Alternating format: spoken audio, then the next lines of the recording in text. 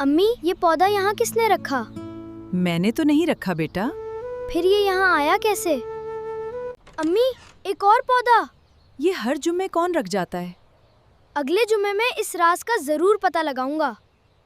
अम्मी, आज राज जरूर खुलेगा। खामोश रहना, शायद कोई आ जाए। मैं पूरी नजर रख रहा हूँ। बाबा जी, 1 मिनट।